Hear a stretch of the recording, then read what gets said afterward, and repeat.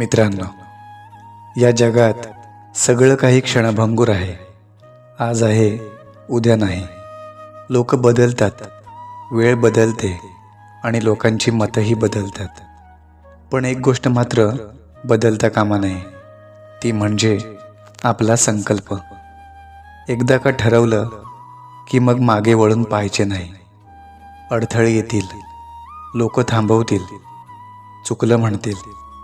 आपला विश्वास, आपली दिशा, ती फक्त आपल्याला ठरवायची असते. आजवर किती वेळा ठरवलं होतं, पण अर्ध्यातच सोडलं, कारण तो संकल्प नव्हता. दृढ संकल्प म्हणजे नुसतं काही ठरवणं नाही, तो असतो स्वतःला दिलेला शब्द. वेळ कठीण जाईल, मन डगमगेल, पण संकल्प पक्का हवा.